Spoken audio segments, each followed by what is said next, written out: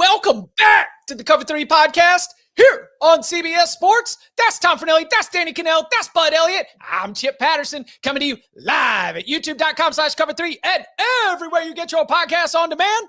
Thanks for hanging out. Smash that subscribe, smash that like, and come and join us in the chat, a.k.a. the Cover 3 Tailgate, where they know that this episode of the Cover 3 podcast is brought to you by FanDuel Sportsbook. Make every moment more, because that's what we do when it's time to roll out our locks. Not on a Thursday, this time on a Wednesday, trying to get you locked and loaded for the holiday weekend.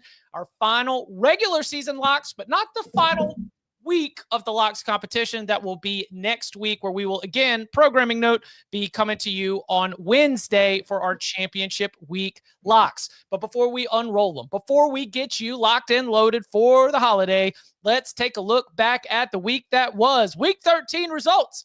Bud, let's go, Bud. It was a 7-3 weekend. The wins were Alabama-Oklahoma under 47.5, Ole Miss, Florida under 55.5, SMU -9, Kansas +3.5, Pitt, Louisville under 57.5, Bowling Green -10.5, Tulsa, South Florida over 60.5. The very few losses: Michigan State -13.5, the under 52 in Indiana, Ohio State. Ryan Day is a monster. And Washington State -12. They ended up losing outright in the Pac-12 regular season championship game to Oregon State. Bud, thoughts on the week? I thought I was really close to having a just disgustingly good week. 7-3, I will take it. Michigan State up 24-3 at the half. Can't cover 2 touchdowns, so don't love that. They had like 40 yards in the second half, which, hey, that's on me. Should have bet first half. Didn't bet full game. Oopsie. Ryan Day wanted to prove a point on something, I guess. Under 52, I thought was a really good bet there. Indiana, Ohio State, but you would think if Indiana, which was held to 2.86 yards per play, that's usually a good indicator to bet an under, and couldn't get that home. Wazoo was just terrible. Credit to Oregon State for showing up and beating their ass. So I'll take it. It was a fun game. Hey, look, they might have beat their ass compared to the spread, but that was a fun game. Yeah, like close competitive game. Oregon State had to go up and get it. I know we talked about that game last night. 7-3 for the week has Bud at 63-69 for the season. It was an 8-7 week for me. The wins were, come on, smoke them through the filter. Indiana, fourth quarter, +2.5. You go for 2 so that 10-8 in the fourth quarter ends up cashing, because that's the kind of coach Cignetti is. That also cashed that first half under 23.5 in Alabama-Oklahoma. Arizona State -3, a little bit sweaty. Notre Dame -14, never sweaty. Wake Miami under 65. UConn +10.5. Boise, Wyoming under 57.5. And late night, USC -4.5 coming through. Did pick up some L's. Indiana +13.5. SMU team total over 34.5. Falls literally a 2-point try short. Penn State, Minnesota under 45.5. Colorado -2.5. The Clemson Citadel under 58.5. Texas -20.5. Mississippi State +7.5. I will say that I came in reckless with Mississippi State. I got what I deserved. That was on me. I was just playing a little loose, as one does at this time of the season. But I did want to say, Citadel's head coach. So I went back to go listen to his post-game press conference, as of course you always do after Clemson Citadel. The referees actually approached him at halftime and asked if he wanted to do 10-minute quarters in the third and fourth quarter. And buddy, that really would have helped me cash this under. But you know what? Citadel's coach said no. He said, no, we want to keep going. We came to we came to compete. So I have to respect that, it cost me, but I respect it. Still an 8-7 week for me. That has me at 84-78 for the season. Danny, yeah. I had Citadel in that game because my buddy, who's pretty good at FCS, told me to take the under, but it already moved a lot before game time. So he was like, well, actually Citadel's not bad. I was like, all right, cool. I'll ride. And I'm very happy they did not go 10-minute quarters. And that they did compete, that they played all the way through the whistle to be able to get that late score. Yeah, it got depends on your book too, right? Like 10-minute quarters may invalidate the side. Ooh, would it invalidate the total? A lot of times I got to go 55 minutes. Yeah. So yes, yeah, for sure. Interesting. Good to note. Danny, it was a 4-8 week. The wins were Kansas plus 3.5, Indiana first half plus 7.5, Minnesota plus 11.5, and Boston College plus 3. The losses: Michigan State plus 13.5, Georgia Tech minus 8.5, Ole Miss minus 10, SMU team total over 34.5, Penn State Minnesota under 45.5, Army Notre Dame under 45, Illinois Rutgers under 48, Texas minus 20.5.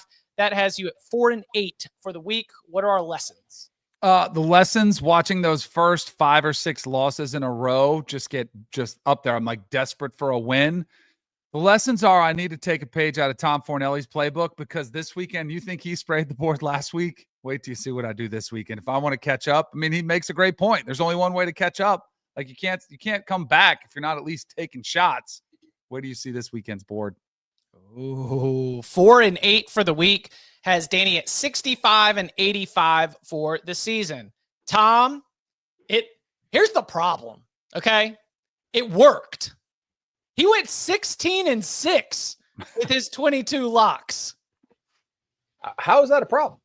That's a great thing. We know where Chip stands. Well, the problem is the precedent that it sets. Exactly. He said it. I'm following it. All right. The wins: Temple UTSA over 55.5, Alabama-Oklahoma under 47.5, Ole Miss Florida under 55.5, Penn State Minnesota over 44.5, Arizona State minus 3, Notre Dame minus 14, Wake Miami under 65, Tulsa South Florida over 65.5, Kentucky plus 21, Kentucky Tennessee under 47.5, Vanderbilt plus 7.5, Vanderbilt LSU under 53.5, Charlotte FAU over 48.5, Rice UAB over 51, UCF West Virginia under 63.5, Wisconsin Nebraska over 41.5. The very few losses are the Indiana Ohio State under 52, the Wake plus 25, Missouri Mississippi State under 57.5, Texas A&M Auburn under 46.5, Texas Tech Oklahoma State under 67.5, and ECU North Texas over 72.5. Tom? The Indiana Ohio State one hurt, and the only other one that I'm really annoyed by that kept me from having an even better week was Wake Forest was down 6 points with 8 minutes to play, and they ended up not covering 25. How many times has Miami been not covering by double digits with under 10 minutes left to play every week and covered like a 3-score spread? It's been a couple. No, it's 3. It's like 3 or, I mean, because some of these double-digit comebacks where they come back from like 11 points as a double-digit favorite and then end up winning by 20, I think it's happened 3 times this season. It's bananas. Mm-hmm. Be careful. All right. 16-6 has Tom at 77-84 for the season. All right. We got that behind us. We got our eyes ahead on week 14, to which I say, gentlemen, y'all ready to lock it up? Mm-hmm. Let's do it. Since 2005, the under in games between service academies is 40-9-1. We're picking locks. Give me an over in this one as well. A little 2-for-1 special. Don't get these locks. I was a sicko last week. Y'all were watching the good games. I was live betting the hell out of ULM Kentucky. My blue plate special 5-star locks are coming. 5-star master lock. Lock it You up. want these locks? I'm living and dying every point, every cover. From the locking chair to your eyes and ears, we begin with our early bird specials. That includes one single Thanksgiving Thursday night game, Memphis at Tulane. Who's got a lock? I do. Ain't no D in the AAC. That's right. Over 55.5. Boys are going to be scoring points. Give me Memphis. Seth Hennigan, 21 touchdowns, 6 interceptions. Tulane, I think they're the best group of 5 team. I think Memphis is pretty good too. I think that, hey, give me a shootout. Give me a 10-point win. I still think Memphis is going to cover that number. Too big a spread. So, like, thinking about this, Tulane doesn't really need style points, I don't think, because Boise either wins out and goes, or Boise loses and Tulane wins out and goes, right? Like, I don't think there's any way that they have like a style point off, right? No. Okay. Tulane first quarter minus 5.5. Okay. Why isn't my keyboard working? All right. I like that. I think they'll come out and score, but I don't really think they have much incentive to keep the hammer down here long term, right? They got to get to the next week's game for the championship. Tulane first quarter, couple Memphis, and ain't no D in the AAC. All right, going on to Friday. Hold on 1 second, please. You got another one? No. I'm having some equipment troubles here. My keyboard is not working.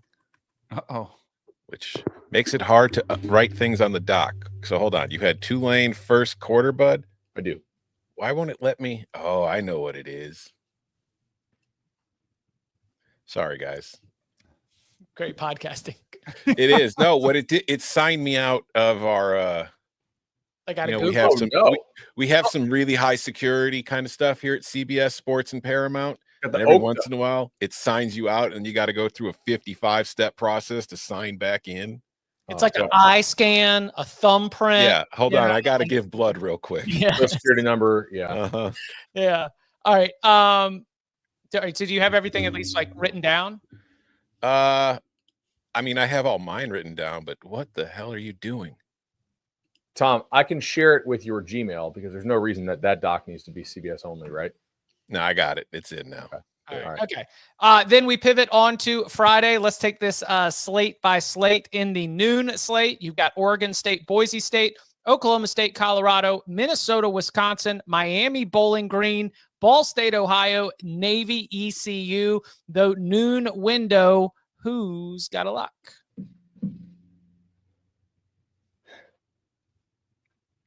Hold on 1 second. I'm still. I do noon window Friday. Mm-hmm. I do. Give me Ohio. Give me the Bobcats. Laying 15 here. Senior day. Ohio. Tim Albin's been a monster. It's been a wagon. I think they win running away with it. All State dead team. Bad 3. Yeah, dead. They just want to get through it, get to the off season. Bud, send me that link. Will do.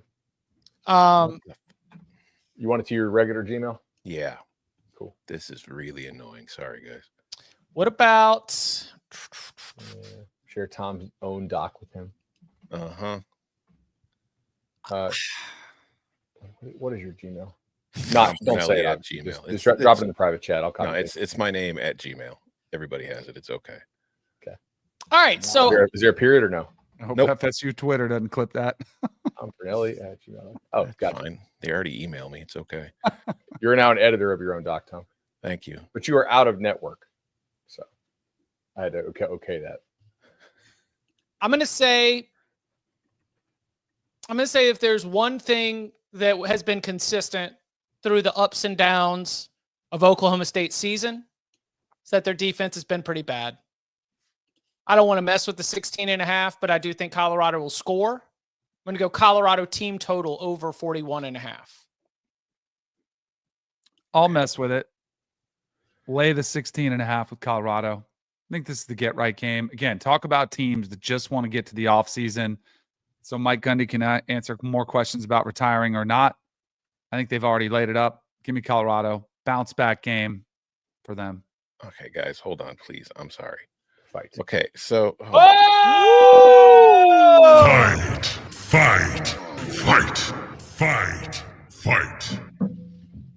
I'm a little concerned about Houston not playing for Colorado. They started out the season with pretty bad offensive line play, and then they shuffled it around a little bit and found the right mix. But if you watch, when he went out in that game against Kansas, they kind of nosedove a little bit. Nosedived. They took a nosedive, yeah. McNeil, who's been playing well for them, the D tackle's also been out. So I'm going to go ahead and take the 16.5. Traditionally, under Dion, Colorado has been a very good underdog team, but they have not always been a great favorite team. Now, against Utah, they snowballed them. Against Texas Tech, they were. So I could be wrong here, obviously. And Oklahoma State's been terrible, but Oklahoma State scored last week. And I think they can. I mean, maybe Colorado does score 41, but can Oak State score 27?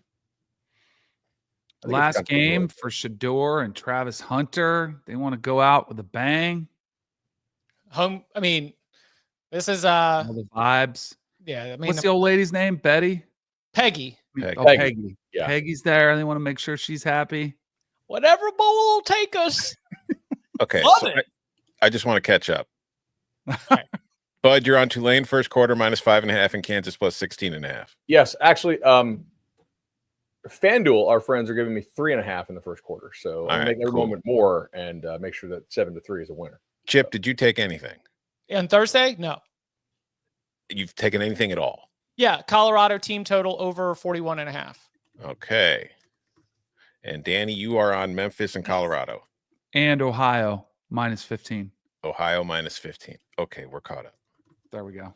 That was super fun. I'm very happy that just happened during the middle of the show because I was logged into the doc when we started the show. Are there any 40s left for Bowling Green, Miami? There are. What's the best we got here? I also have an Oak. Wait, never mind. Go ahead. There's a. No, yeah, there's a 40 out there. There's 2 40s out there. All right, I'll Including take. our friends with FanDuel. So We're making every moment more. we are, but in this No. case, we hope to make every moment slightly less. Less Right. every moment. We would like to make every moment more by seeing less points.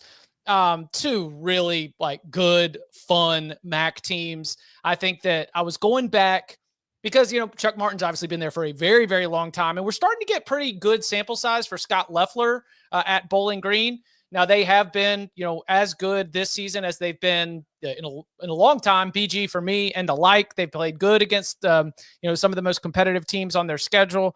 But I think that in this spot, this settles into a very comfortable, lower scoring MAC game because Chuck Martin historically over these series has had the defensive answers to be able to limit Bowling Green scoring. So I see this one as like a one that'll be sweaty. But you know what? That's how we wrap the MAC season, by putting hair on our chest and sweating a under 40.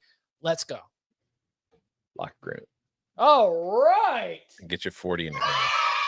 Oh, we can get 40.5. I'll take 40 and a that. half is FanDuel. Let's Mhm. go. Many of the same reasons. I don't know if Harold Fannin plays. I suspect that he will. It's a pretty big game, If he does, maybe there's some chance this kicks up. It normally a tight end would not impact the total in the game, but given the target share, yeah, right. However, given the fact that he gets a momentum, like just a huge target share for Bowling Green, I do think there is some chance that maybe if your book doesn't have a 40.5, maybe you should get FanDuel. But if you don't, then maybe wait a second, see if this kicks back up if he's announced in. All right. But somebody already bet this pretty hard yesterday, so. All right. What else on Friday? I've got a few more here. Also, I'm just Yeah. adding because I was busy doing other stuff. I'm on the under 65.5 in Oklahoma State, Colorado. Kind of plays the Bud's direction there. Another Thursday night play for me. Give me Mississippi State plus 26.5. The game's on Friday. Isn't that what we're on? Yeah. Yeah. You said Thursday. That's all right. Yeah, we're All good. good. Okay. There's a lot going on for Tom. We excuse it. Give me Mississippi State plus 26.5. Chip, you took them in the wrong week. You took Mississippi State the week ahead of the Egg Bowl. I mean, that was just a fault on your part. This is their Super Bowl. Ole Miss is down super bad after losing last week. Jackson Dart was crying. Lane Kiffin looks absolutely lost. I know it's the Egg Bowl, but I also feel like just vibes are super low for the Rebels right now. And plus, if you look at Mississippi State, go through their losses this season. How many times in the last month and a half have they lost by more than 26.5 points? And they've played teams that are pretty good in that span. Give me clanger. Give me the Dogs. Also relevant here, head coach for Mississippi State is Jeff Lebby. Jeff Lebby is Lane's old offensive coordinator. Whether that leads to Lane playing nice or being mean, I don't have a good beat on that. I have misread some of these SEC assistants, facing off against each other in the past, but I am at least going to be paying attention to it because of their relationship and what we expect will be for at least a couple more years, an annual meeting between Kiffin and Lebby here in one of the best rivalries in college football. Chip, play that sound.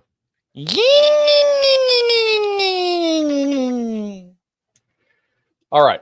This one worries me because it looks too easy. While Ole Miss has bounced back from its previous 2 losses, they still had playoff hopes in those games. And I guess that they still have a chance. But after that magnificent bed shitting in Gainesville, it's out of their hands and they're relying on upsets. And let's not forget that Ole Miss cannot run the ball against anyone. Meanwhile, State has only lost once this year over this line. It was to Arkansas by 33. And that includes Tennessee, Georgia, Texas, Texas A&M, Missouri, Arizona State. And most of these teams have beat State by running the ball, which is Ole Miss's weakness. Give me Mississippi State plus 26. There you go. Truth emoji, lock emoji, anchor down combo emoji. Go Cox, Trojans, Commodores, Auburn, Boilermakers, Longhorns, Orangemen, Hogs, Bears, and Terps. That's all they need. Yeah. All he needs. It's all that thread the needle. What is that? What does the Ole Miss make the playoff parlay pay? Or like you kind of want to round. I think you can just round robin that. Yeah. Right? And if multiple of those hit, you're probably in. That's he doesn't go against Ole Miss often. So Take note. my only concern here is, I think in his point is like, does Ole Miss care is pretty valid. But did some of the teams that played Mississippi State care? Because like I don't think Georgia cared. I don't think Texas cared. I kind of think that it's a bit deceptive. Like I think Mississippi State is bad enough to where a lot of SEC teams just kind of take it easy on them. And then like like they played Arkansas. Arkansas is not a team that could take it easy on anybody in the SEC, and Arkansas actually tried and they destroyed them. Clang a money line. So it's the Egg Bowl. It doesn't make sense. All right. What else for Friday? I have 2 more that I know of. I got a couple more that I'm kind of into. Go ahead, Tom. They're both overs. One is at a game that I will be doing the pregame for on site in Madison. So make sure you check that out Friday morning at 10 a.m. or 11 a.m. Eastern on CBS Sports HQ. Give me the over 43 in Minnesota, Wisconsin. Battle for the Axe. And then give me the over 39.5 in Nebraska, Iowa. Ooh. With the 5th string quarterback? Mm-hmm. Do you know how many yards Iowa ran for against Maryland? They don't need no daggum quarterback. But who's running for a lot on Nebraska? Caleb Johnson. You want to fight it? No, I mean, not really, I guess. I should shut up since I'm an alternate play there. I'm a little curious on this. I'll fight it.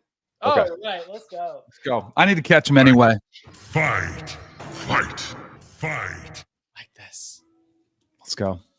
Does anybody else? Can I get a play on the board here? Yeah, definitely. I mean, I got to do a lot of talking here because we got to catch up. Oregon State is playing Boise State. Oregon State, I think they're a little hungover from the Pac-2 celebration, celebrating that conference championship. Boise State has been leaking oil down the stretch. I think this is a game they get back on track. I'll lay them with Boise. 19.5. Get you 19. Perfect. Yeah. I'm a big, you know what I've been trying to play a lot this weekend, and I'm keeping an eye on it, is some of the senior day experiences that are taking place.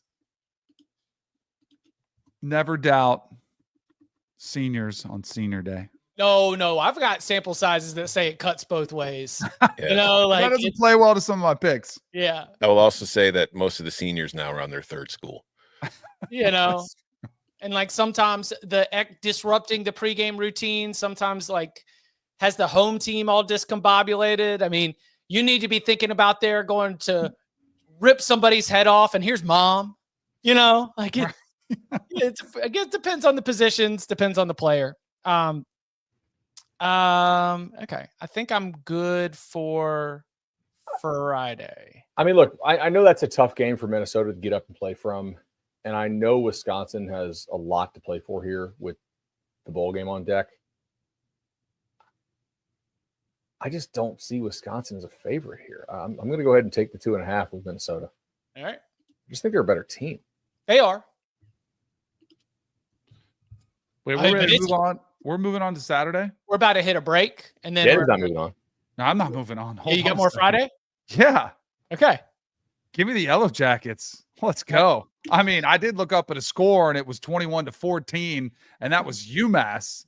Like, that's all I need is a combination of Haynes King, Zach Pyron score fest. against this Georgia defense, which has not been quite the same.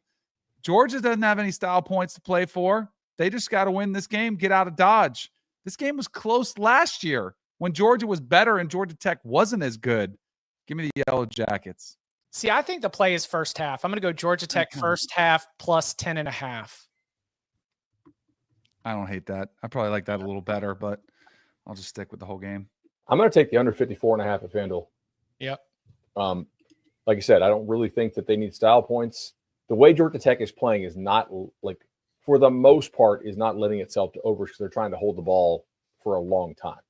You know, I kind of liked over last week in Georgia Tech, NC State. That game should not have gone over until like just the craziness of the final 4 minutes. But that was kind of a dead nut under game between minutes like 5 and 55. So I'm going to go back to the under here. And I think Tech, they really not throwing the ball that well. I do like Pyron a lot, but yeah, under. All right. Anything else for Friday? Yeah. The ACC can't be an underdog against San Jose State. Give me Stanford. Give me Stanford getting 3. San Jose State's lost 2 games in a row to Boise and UNLV. They're going to be beat up. I mean, we always talk about gauntlets, having to go through that gauntlet and then play Stanford with their physical style of play. By the way, I think I said Pyron. I meant to say Philo. Pyron's the old. Yeah, that's right. I said I led you off the deep end there. Sorry about that. Pyron. All right. Coming up on the other side, we turn our attention to Saturday's biggest games. We got to get in line and check in at the club and more. Next.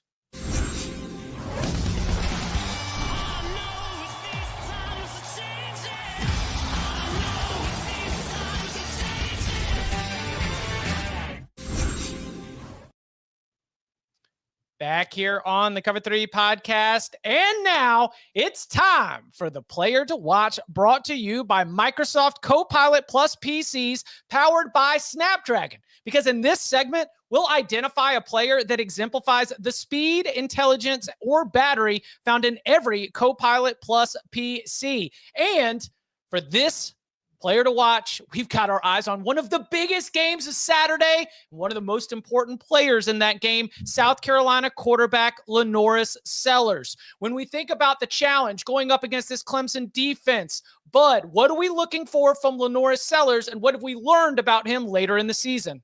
More confidence, I think, is what Sellers has been displaying lately, but I think it's also confidence in the ankle, right? When he came back after he missed a couple games, he was still a little bit hampered. And I think now the fact that he can move around so much, the defense has to pay attention to his legs. They're doing a nice job scheming some guys open for him.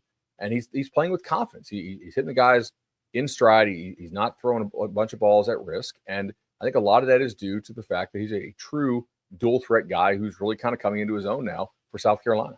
Yeah, that is 12 touchdowns to just 2 interceptions in the last 4 games for LaNorris Sellers. He is going to be a very big part of South Carolina's efforts to remain in the college football playoff picture and take down their hated rival in Clemson. And that was the Player to Watch segment brought to you by Microsoft Copilot Plus PCs. Whether you're multitasking like never before, working far from power outlets, or sketching your own ideas into existence, you can do it with the new Microsoft Copilot Plus PCs powered by Snapdragon. Battery life varies by device and with usage and settings. All right, you got to get in line. Sometimes you got to tip the bouncer because it's the only way that you're going to get into the club.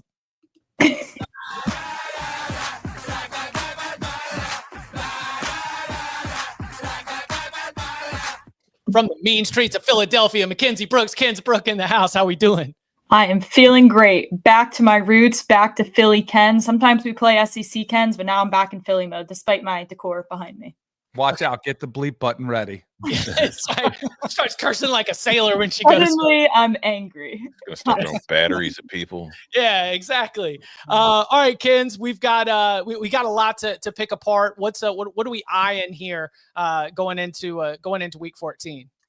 I was listening to you guys earlier about South Carolina Clemson. Not an official play for me, but I do like South Carolina in that game. I feel like when you're only 2.5 point favorites at home, like, you're clearly not the more talented team. If you're not even getting the field goal for home field advantage, I don't know. I also like Sellers. Anyway, let's go to some games that I like here. All right. Notre Dame, USC, you can find on CBS Sports, I do believe. Notre Dame team total over 30.5. Going back to the well here, I don't always like to play their team total over the spread, but I do know USC hangs with some competitive teams, so I'm not really willing to take the spread. But Notre Dame, in their last 7 games, are going over this, averaging 43 points on the road. They know they need to put up all the style points they can, so I'm willing to take them over 30.5. And I know USC's defense has gotten better, but they've played who? I mean, Penn State, they allowed 30 in regulation, and I think Notre Dame's offense is better than Penn State. Then, going to the SEC, Alabama-Auburn taking Bama to cover at home. They still have I know, don't close your ears, Danny, 31% chance to make the playoff. And I'm not saying that's right. The only way to get there is to start smacking down on some Auburn teams here. So I think they cover there. They're also just a wildly better team at home. I would not be taking this if it wasn't at home. And then, back to the Big Ten. I think 20.5 points is just too much for Ohio State, especially after last week. I think this is a fourth quarter sweat. I thought about not giving this one out, but Michigan will control the game on the ground as much as they can. It's not going to be fabulous, but they'll eat the clock. And you have basically an NFL first-round draft defensive line versus an injured Ohio State offensive line. It's not impossible. No, it's not. I'd call it a 17-point victory by the fourth quarter. I think 21 is too many. So you think they'll hold Ohio State to 20 points? Yeah. How many points is Michigan going to score in this football game is a very key part of the conversation. And you run the big risk of Ryan Day maybe taking a knee at the end of the game and not punching it in if they have an opportunity to. That's what I would be scared about. What do you mean, punching it in instead of taking it's running up the score to push it over the number and to rub the salt in the wound of the Michigan season. Did y'all Ryan Day say losing to Michigan was worse than losing his father? Yeah, worse than life itself. What in the world? Exactly. Yeah, that was my gross stretching for a third play here. But I think I've committed, and I will look like a genius if that works out. So we are going to go with it. So is the Miami Syracuse parlay going to make an appearance anywhere? Wait, I was gonna ask. Can that be like my fun sprinkle play? Well, listen, this is week 14. I think you need to give the people everything that you're okay. Right now. I crafted a plus 557 parlay that includes Syracuse first half parlayed with Miami minus 10.5 bowl game, because that is the storyline we have seen week in and week out. Listen. We were just talking. We said, how many times has Miami, as a double-digit favorite, been trailing by double digits in the second half and then wound up covering anyway? Like, that is the path right there. Is Syracuse is leading at halftime, then Miami comes storming back. I think that's seeing the board. Yeah. I mean, that's just me like dialing in my chip, like weaving treasure map vibes. Like, I feel like I have to give one to you there. So I think that's pretty good value too. So Late with Miami. Yeah.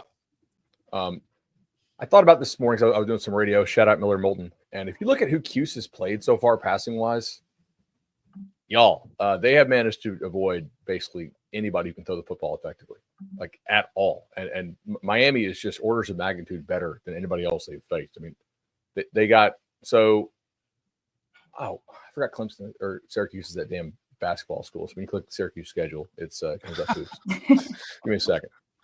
Like Tech's not a great throwing team. Ohio, obviously, no. Stanford's not either, and they actually threw the ball pretty effectively on them.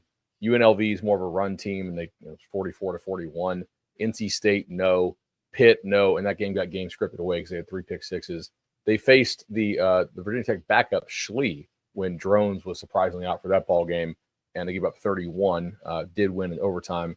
And then Boston College, I think that's the last game before Castellanos got benched, right?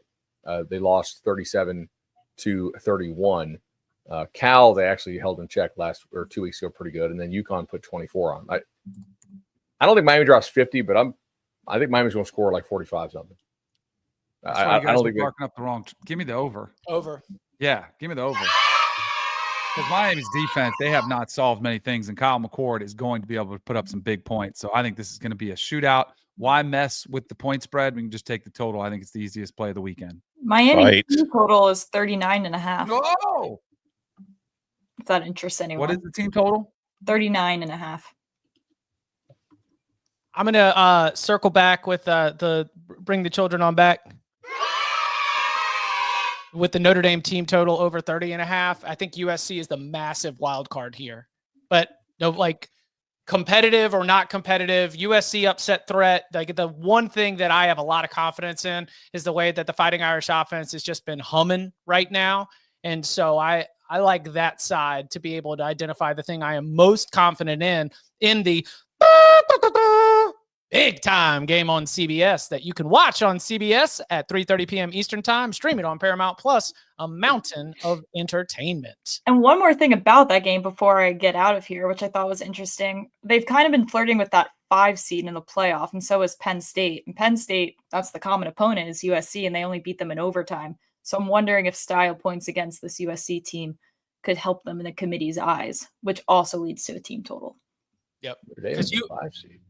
Well, it would be also because the 5, even if the Big Ten loser has the 5 seed on lock, the difference between 6 and 7 the difference between 6 and 7 is playing SEC or playing ACC, which is massive on your next one in. So you do not want to play the ACC. That's right. Right, exactly. Whatever you do, you don't want to do that.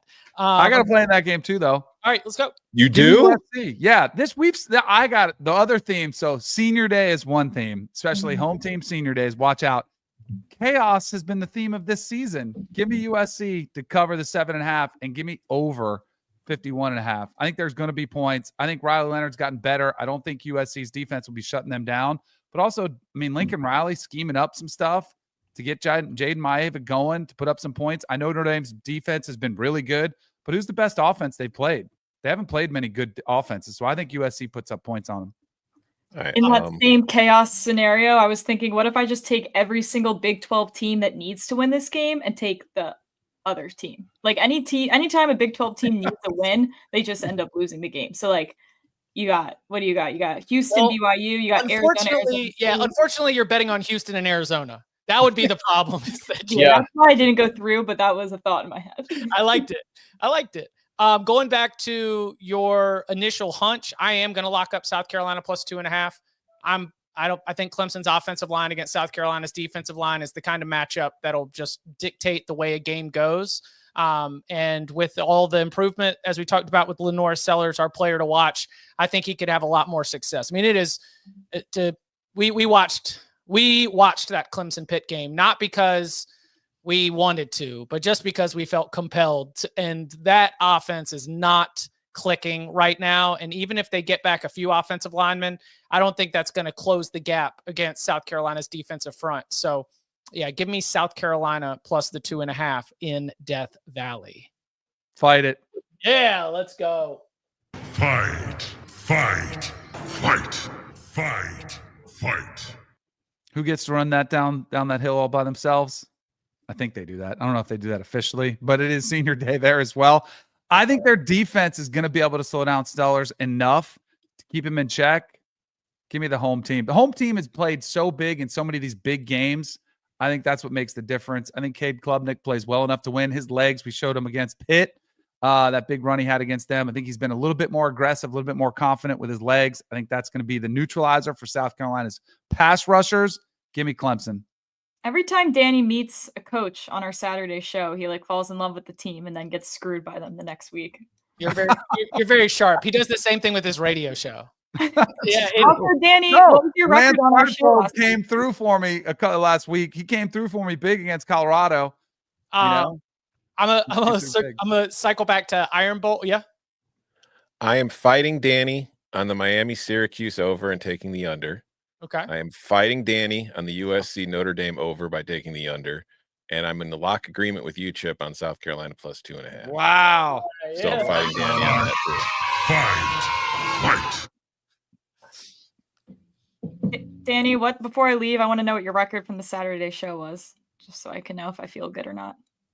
I went 3-0, so I actually feel pretty good regardless. But just curious what you did. I have not checked them yet. I will have to look. Oh, okay. Are y'all gonna be back for Saturday? Yeah.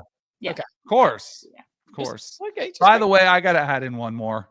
I'm adding one more plan because We know where Chipper Jones, we know where he committed to out of high school. He committed to Miami. He sold out. Now he roots for Florida. Give me Syracuse. Give me Syracuse getting 11.5. It's the home team. High scoring shootout.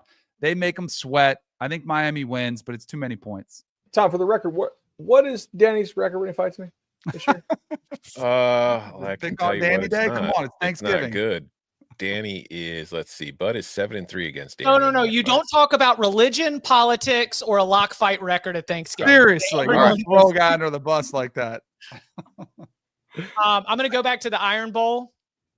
I generally lean your way, but then I started like getting into how broken this Alabama offense looks right now, and I'm a little bit concerned. And then I started thinking about how big a deal I've made about the steps back that this defense has had. So I had to go to FanDuel Sportsbook, where you can make every moment more. And I think I found a tiny little corner of the Iron Bowl where a lot of things can cash. Give me Auburn team total over 20.5. Just need 21 points from Hugh Freeze against a defense that just lost its captain middle linebacker. And do you know what? It's really interesting. So there's a player, a freshman wide receiver. His name is Cam Coleman. In the last 2 games, he has combined to have 15 catches, 220 some odd yards, and 5 touchdowns. Hey, bud, you know recruiting better than anybody I know. What state is Cam Coleman from?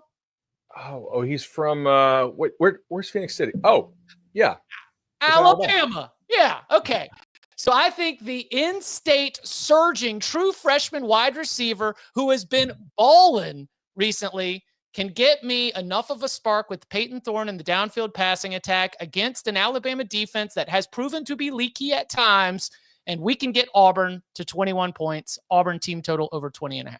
FanDuel, if you're listening, if you would like to post Cam Coleman at 27.5 again like last week, hey man, you got to have something to be thankful for, please. And then one last big game before you go, Kenz. You don't need to offer an official lock on it. What's our lean on Texas A&M? 5.5. Is it still 5.5? Mm-hmm. What a weird number. Mm-hmm. I think I'm going to lean Texas just because I feel like they need to prove to everyone that they can beat this team, and it would make way too much sense for the chaos of Texas A&M just keeps chugging along in the fight for the SEC. Poor Texas A&M. There's literally no way to win this situation, but I do think this will be a Texas win. I guess to cover the 5.5, even though it's a disgusting number. Who's got a Texas A&M lock? I have an Auburn Alabama lock. Oh, okay. Let's go. Auburn plus 11.5. All right. Let's Let go. the children sing. On that one, Iron Bowl? Yep. Oh, that is Kenz, you're fighting the boys. Right. This is a slight lean. This is a game I want nothing to do with. After losing my parlay on Texas A&M last Saturday, I'm feeling upset with them and not touching them for 3 to 4 business days. Give me the under as well on the game and the whole total. Under Yeah, in on the Iron Bowl? Yeah. All right. And then who's got the Texas A&M? I do. I do. Yeah. All right. Go ahead, Danny. Go ahead, Danny. I got too much at stake on this. I mean, I did say about a month ago, A&M is the best team in the state of Texas. Longhorn fans have not been happy about it. Give me the Aggies. I'll take the points, but you might hear something later too. Ooh. Tom? Hold on one second. Got a lot going on here. So you're taking Texas A&M? Correct. I am taking, where are you at? Give me the under 48.5. Just don't think it's going to be a high scoring game, boys and lady. And I will be on the first half under in Texas A&M under 24.5. I thought it was interesting what Bud pointed out in terms of both teams not being able to run the ball. So therefore you might end up getting a lot more throwing it around than usual. But I don't see either of these teams trying to take huge risks early. So another first half under in one of these big SEC clashes under the lights. Texas A&M first half under 24.5.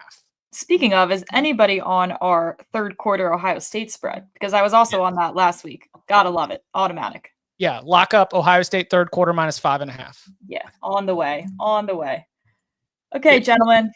I think All I've right. overstayed my welcome. It's been a pleasure. Okay. See you, All right. Kens. Later. Good Thanksgiving. See ya. All right. Anything else for the big games that we've hit so far? Did we hit Michigan, Ohio State? Yeah, Ohio State third quarter -5.5. Okay. Ohio State third quarter -5.5. I am on the over in that game. Ooh. It is 43.5. I just think that if Ryan Day gets the chance, he is going to score 1 billion points. What's the number for the game? I'm going to lay him with Ohio State as long as it's under 3 touchdowns. 20.5. Yeah. I'll lay him with the Buckeyes. All right. Coming up on the other side, we open up the entire Saturday slate for week 14. Moneyline, sprinkles, and more. Next.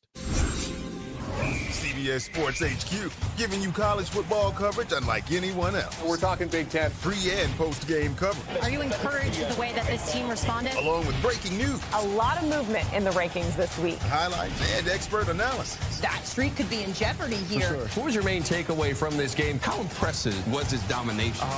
That really changed the football game. Let's go ahead and have some more fun. Another wild ending. The chaos continues. Turn to CBS Sports HQ. Let's review the locks on the board so far. Bud, Thanksgiving night on Tulane first quarter -3.5.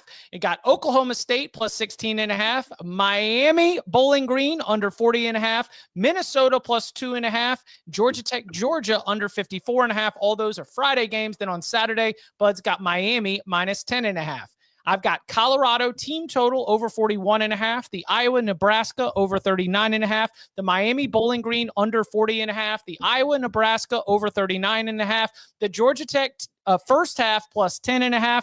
Those are on Friday. Then on Saturday, I've got Auburn team total over 20.5. Notre Dame team total over 30.5. South Carolina +2.5. The Texas A&M first half under 24.5. Ohio State third quarter -5.5.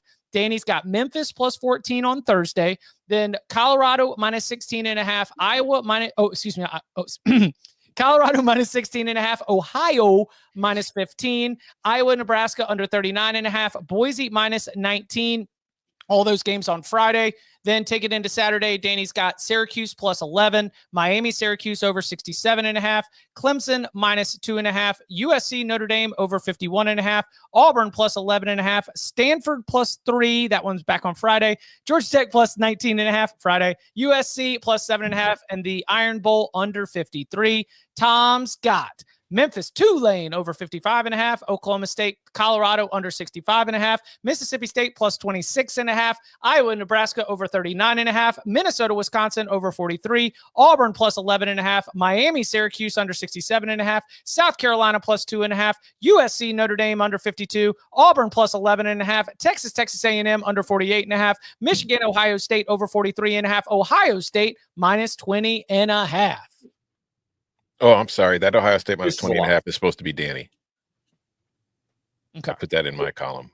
The chat is saying Budbot is in hibernation mode, and honestly, like I got 6 by the second commercial break. Like, guys, I don't feel like that's hibernation mode, but It's just if hard we didn't keeping go up with modes, some of these. let's go sicko mode. Oh, yeah! It's time for sicko mode. Let's go. I'm a little bit lower on some of the teams in the bottom of the Sun Belt. If things go wrong, they could be like UMass UConn. That's kind of like sicko mode of a sicko mode. Okay, so up until last week, Rice was playing better than it had been playing, and they've announced their new head coach hire and all that stuff. But I'm catching 5 here, hosting a USF team that doesn't really have a whole lot to play for, I don't believe. And last week, Rice was the #1 team in terms of turnover EPA lost.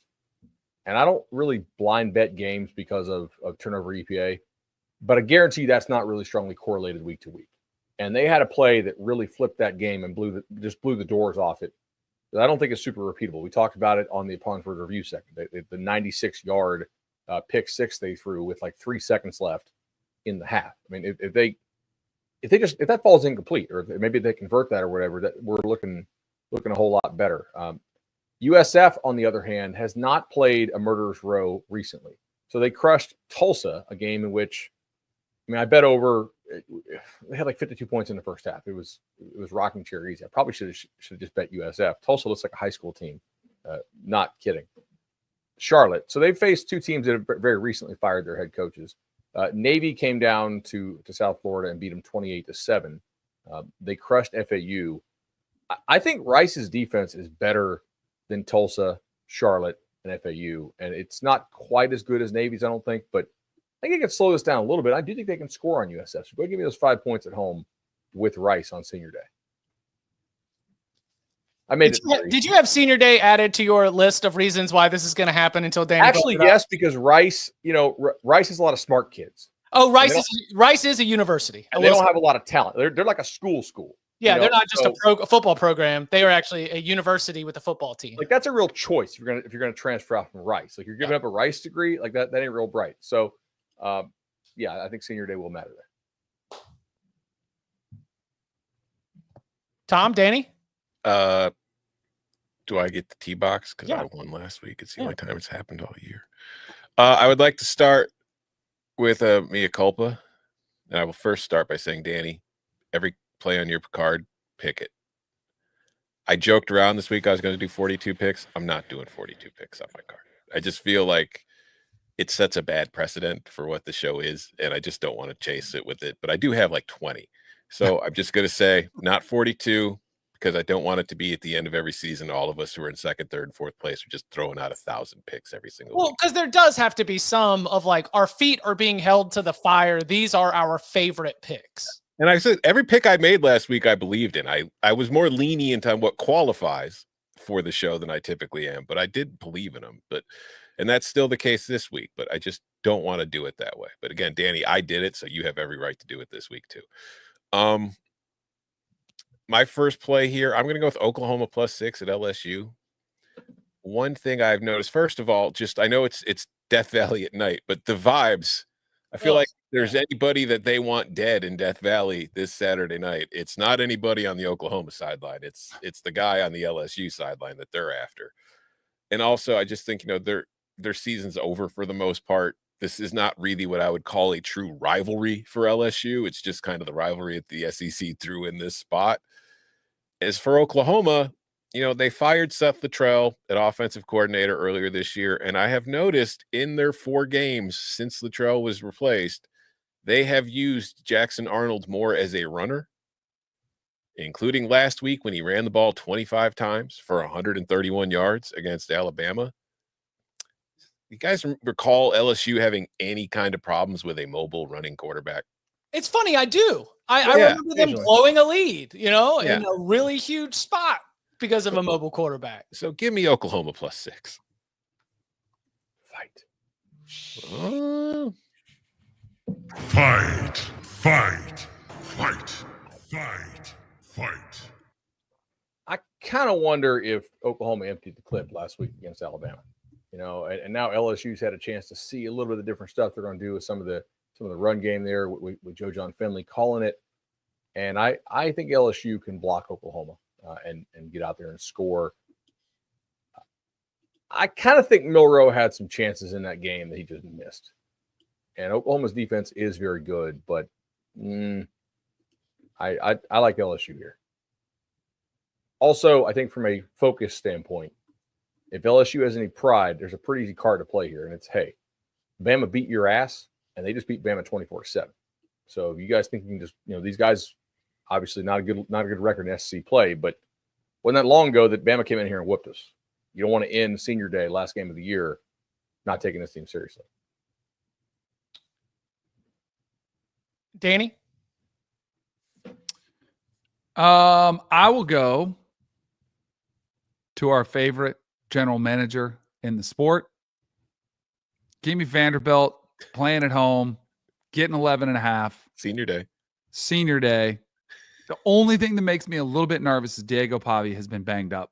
Yeah. But that's why I'm also going to take the under 48.5 in the game, because I am not sold on Nico going on the road again, and the SEC hasn't been that great on the road. I'll go ahead and take the under 48.5 as well. I would love to call the outright upset. I'm not going to take it as a sprinkle later. Do it. I'm not going to take it later. But I do think this is one where Tennessee just needs to get out of Dodge. They're sitting pretty. They're sitting perfect. This is one of those chaos plays if you do want the sprinkle. But I think they'll have to sweat it. Did you happen to see Pavia's comment on Vanderbilt, Tennessee? What did he say? He said it's akin to the New Mexico State rivalry for him, which he took very seriously. If you recall, he made sure to piss all over him. And he said he treats it like life or death. That's right. So good. Like it's his last home game, but he won't comment on the lawsuit. Because he's suing for that extra year of eligibility. Mm-hmm. So you gotta, I mean, listen, you don't want to put it in the hands of the courts. Get it done on the field. Do you think Hugh Freeze is trying to buy that, Judge? Yes. Yes. What state is the court in? Do we know? Is it Indianapolis because he's suing the NCAA? Good question. I just hope it's not in Tennessee, because what if you get a vol? Like, then do you want to win this game? Oh, yeah. Should you throw the game Get to it thrown win the out. court case? People are wondering. Yeah. Appeal to have it moved to like a federal court. I shout out to our guy, Fernando Mendoza, and just like one of an incredible clip. But, you know, one thing that we've got a lot of spots on this board coming out of the chaos week is the reload the musket theory. You know, like if you just poured it out, if you just had this huge, big emotional win, you know, what you can be ready to come back and have your best, or you can be ready to come back and have your best against a team that in terms of their ceiling might not be the best team in the ACC, but seems to be playing better than anybody else in the ACC, seems to be more well-rounded than anybody else in the ACC. I'll go ahead and lay it with SMU, 13.5 against Cal. They finished the job. I mean, they got nothing to play for, but they seem to be playing at a pretty good clip where I could see them being able to finish the job and cover 2 touchdowns. I also have a play in this game. It is the under 57.5. I mean, I lean towards both here. I made it 14.5, 55. So is that a lock, or are you just saying? No. I'm saying I lean to, like, yeah, I'm not gonna lock it up. I've got still a pretty big card left. So all right. Go ahead. I was gonna say, like, all right. Who's got the bigger card? Who's bigger? I have. Okay. Already played Minnesota. Tom or Danny have probably the biggest cards today, I would think. Mm-hmm. I don't have that many more. Go ahead. You don't have that many more? Maybe. We'll see. He's leading the way. Yeah. I have. Hold on. Let me count. 1, 2, all right, 3, you guys 4, are counting. 5, 6, Missouri. 7. I've got 7. Missouri -3. Really? Arkansas. Yeah. Arkansas coming to town, and Missouri's home road splits have always been something that I've been sort of tuned into. And I do think that this is a rivalry game that that Drink and this Missouri team will be fired up for. I think they can cover the short number. Is it 3 or is there 2.5 out there? There's a 2.5. Obviously, I'll take it. I don't see any 2.5s. Why can't I find this game now? Let's see. It's 417. Got it. 330 kick. Yeah, no, there's no 2.5s. All right, well, Chip, I'll give you the 3, and you know what? Fight. I'll take the 3.5. Fight.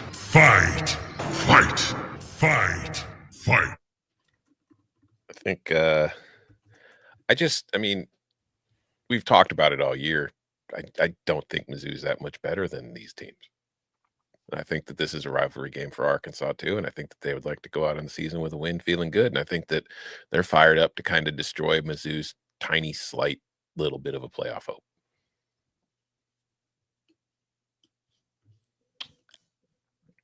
What about Kansas -1.5? Lance ain't done. Jayhawks can be bowl eligible. All they got to do is beat Baylor. Hottest team in the Big 12. Let's go. Kansas -1.5. Let's fight. Yeah. I'm with Bud. Oh, fight. Go. All right, Noel boys. You really think that it comes to an end in Waco? Yeah. There's got to be some famous battle that came to an end in Waco. I just can't remember what it was. No, I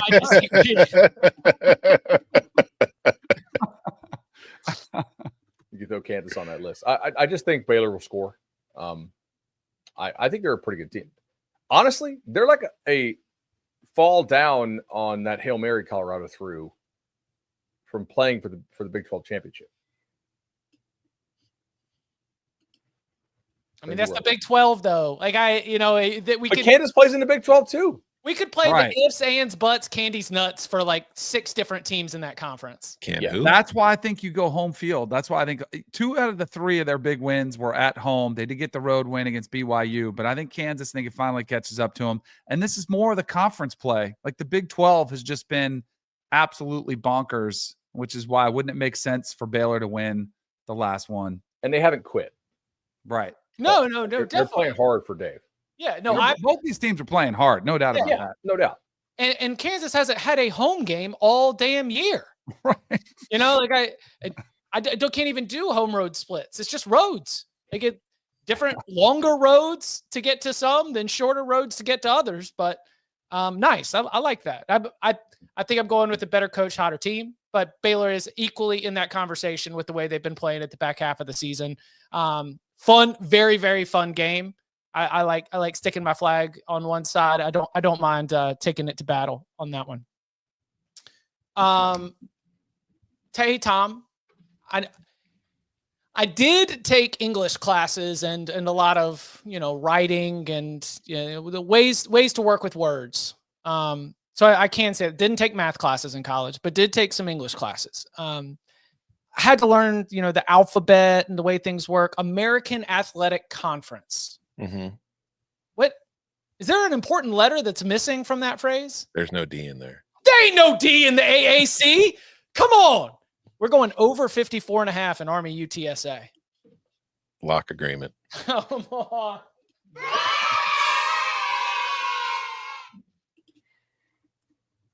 Ain't no defense being played in that conference. No, I think that's going to be a pretty damn fun game, honestly. Yeah. Because UTSA, the way they've been going lately, they've been putting up points a lot. And then Army, I think, coming off of last week at Notre Dame. Maybe there's the body blow thing, or maybe they're just trying to beat the hell out of somebody because they're upset. We'll see. Danny. There is a massive, massive game. And you know what happens when there's a massive, massive game. When do they play those games? What time do they usually play the biggest games of the weekend? Noon. Noon. No, they don't. They play them in prime time at 7:00 on ESPN2 when Time they need slot some eyeballs on those babies. I mean, I have to do this on principle. And I was looking for a first half number. It seems too easy. Florida's on this heater, right? They have just been playing on fire. Luke Kromenhoek, he showed me a couple things though. Last week, showed me the ability to put up some points. He can get things done with his legs. Do you have a first half line for Yes, Florida 7.5. We do. I'll take that all day long. Give me Florida State. First half, 7.5 points. I don't hate it for the whole game. It's too easy to think Florida's going to waltz into there in a rivalry game. I think you get a better fight out of Florida State from their defense. Their defense has been really good. I think they can keep DJ Lagway and company in check. I just don't know if they can hang on for 4 quarters. So you're taking a 7.5? Mm-hmm. Bud looks like he wants to fight it. No, I've thought about it too. Just I like Florida's been playing really well at FSU. I think got a lot of kids thinking about next year already. I'm going to pass. All right, I think I've got one left before sprinkles. I've got 5. Okay. Nobody just real. They're all totals. Yeah, just rip them. All right. Gonna go to the dump on the north side of Chicago, known as Wrigley Field, where they make you pee in troughs, like cattle. I'm going to take the over 43.5 in Illinois Northwestern because I know Danny thinks that Illinois has got a disgusting offense, but I think he's been paying attention to the wrong Illinois. I'll fight it. Give me the fight. Give me the fight. I'll take the under. It can't happen 2 weeks in a row. 2 weeks in a row. It's every damn week. It's like they're averaging like 50 some odd points per game. So give me the Illinois Northwestern over 43.5. Give me the under 54.5 in Duke and Wake. Give me the under 49.5 in Pitt and BC. Give me the under 56.5 in Purdue, Indiana, and give me the over 51 in Kansas State, Iowa State. So Kansas State, Iowa State, Farmageddon.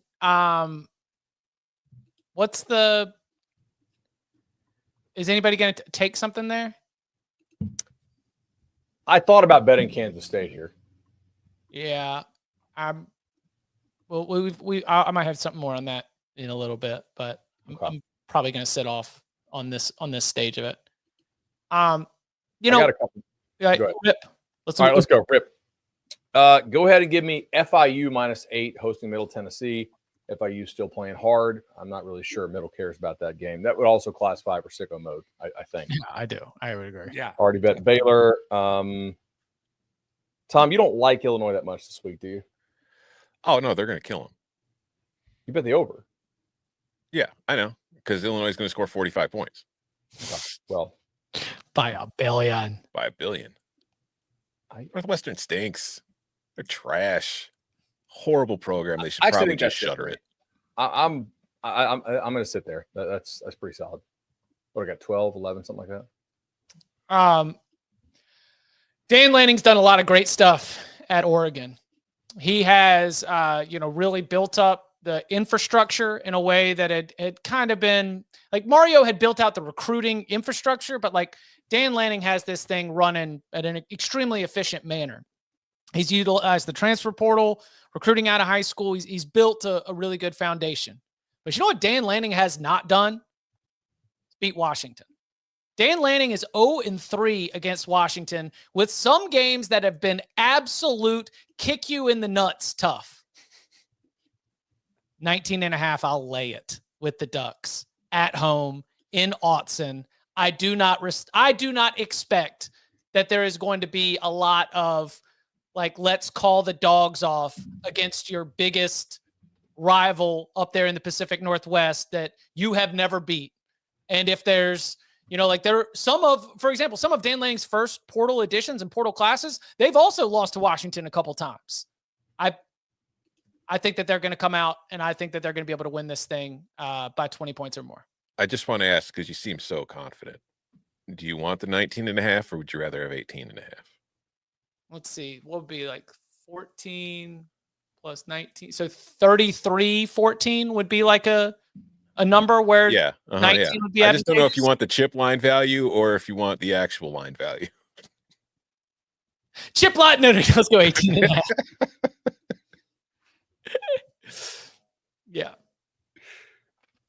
I'll take that. And I don't hate doing jumping on first half as well. Remember that old well that was so profitable for me. But ultimately, I think the idea of covering late because of like the spite having edge. I mean, remember they did it at Michigan, punching it in late to be able to just sort of have like one last score so they could dance on the sideline and do their little gladiator, the Jabbar Muhammad thumbs down celebration. Like this is a spot where I don't think the Ducks want to sputter or limp with the challenge that awaits. I think it's an attitude game. I think Ducks cover.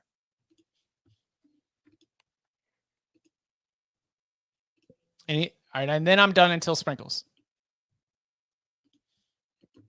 I'm done. I'm good. All right. Coming up sure on the hold on. I'm the same as yours. I want to make sure that what I said earlier isn't keeping you from making all the picks you wanted. No. I'm good. All right. Good.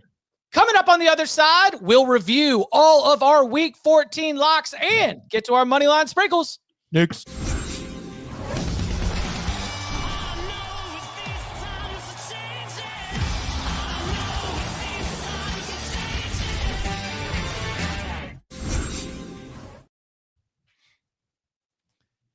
Let's review the action we've got so far. Bud is on Tulane first quarter -3.5. Oklahoma State +16.5. Miami Bowling Green under 40.5.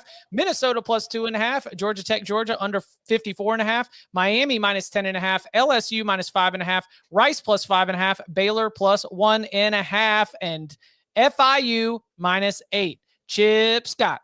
Colorado team total over 41.5. Iowa, Nebraska over 39.5. Miami Bowling Green under 40.5. Iowa, Nebraska over 39.5. Georgia Tech first half +10.5. Auburn team total over 20.5. SMU -13.5. Notre Dame team total over 30.5. Kansas -1.5. South Carolina +2.5. Texas A&M first half under 24.5. Ohio State third quarter -5.5. Missouri -3. Army UTSA over 54.5. And Oregon -18.5. Danny's got Memphis +14, Colorado -16.5, Ohio -15, Iowa, Nebraska under 39.5, Boise -19, Syracuse +11, Vanderbilt +11.5, Miami, Syracuse over 67.5, Baylor +1.5, Clemson -2.5, USC, Notre Dame over 51.5, Auburn +11.5, Stanford +3, Georgia Tech +19.5, USC +7.5, Illinois Northwestern under 43.5, Ohio State -20.5, Tennessee, Vanderbilt under 48.5, Florida State first half +7.5, and Iron Bowl under 53. And A&M +5.5. I don't think that's on there, is it? Nope, it's not. There we go. And Texas A&M +5.5. Sorry, it's been a confusing day. And Tom's locked in on Memphis Tulane over 55.5. Oklahoma State, Colorado under 65.5. Mississippi State +26.5. Iowa, Nebraska over 39.5. Minnesota, Wisconsin over 43. Cal, SMU under 57.5. Oklahoma +6. Miami, Syracuse under 67.5. Texas A&M under 48.5. South Carolina +2.5. USC, Notre Dame under 52. Auburn +11.5. Arkansas +3.5. Army, UTSA over 54.5. Michigan, Ohio State over 43.5. Illinois Northwestern over 43.5. Duke, Wake Forest under 54.5. Pitt, BC under 49.5. Purdue, Indiana under 56.5. Kansas State, Iowa State over 51. And this Moneyline Sprinkles segment is brought to you by FanDuel Sportsbook. Make every moment more.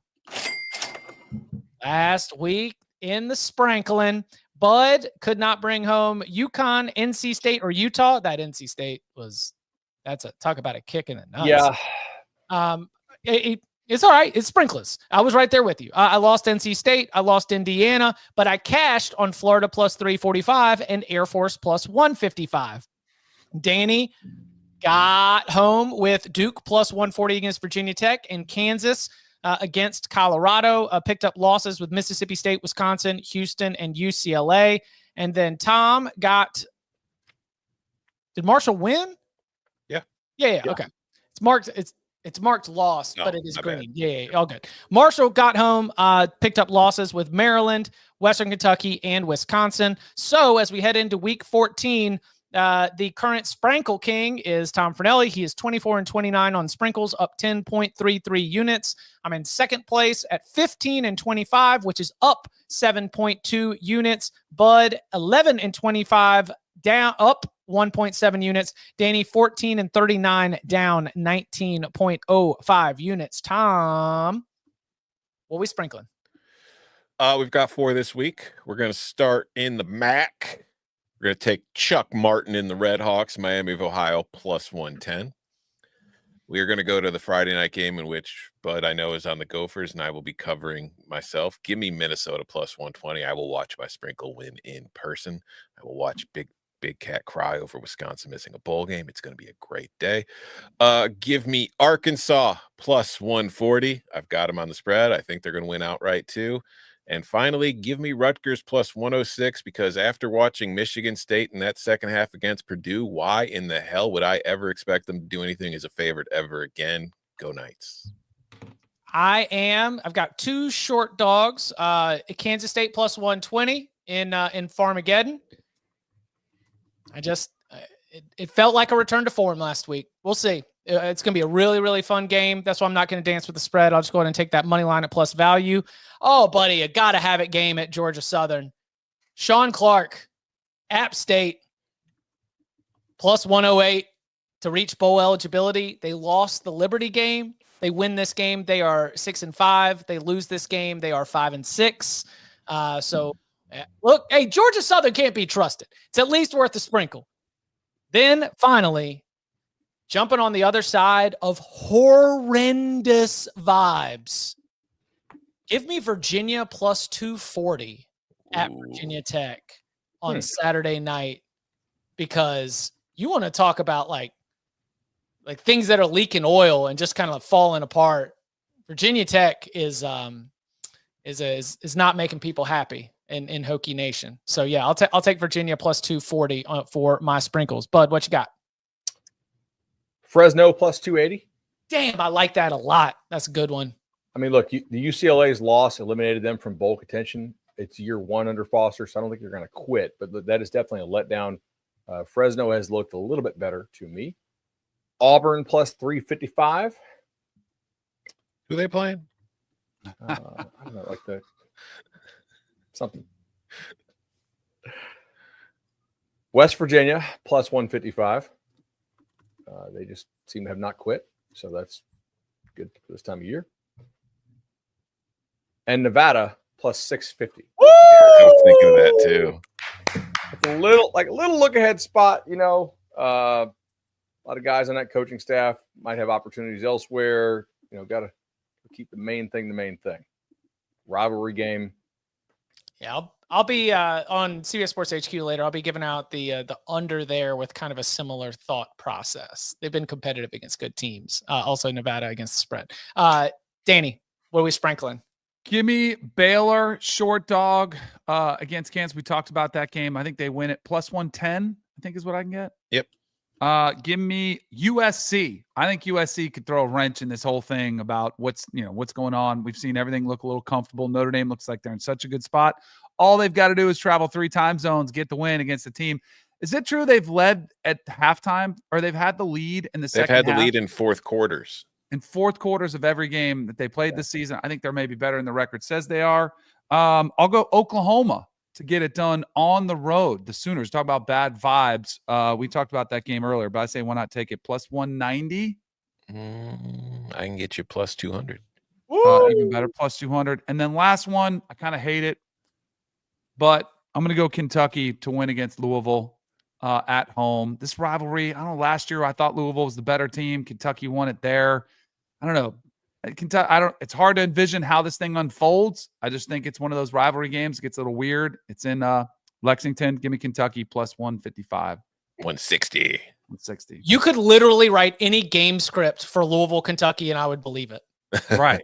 Exactly. You know, I have no clue about the way that that's actually going to play out, especially after Kentucky making the quarterback change.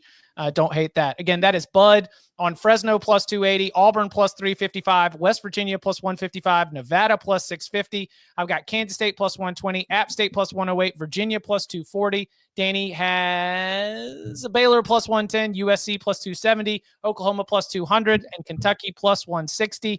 Tom's got Miami plus 110, Minnesota plus 120, Arkansas plus 140, and Rutgers plus 106. And this has been the Moneyline Sprinkles segment brought to you by FanDuel Sportsbook. Make every moment more. And that is a Week 14 show. Whew. All right, boys. I guess we will be back.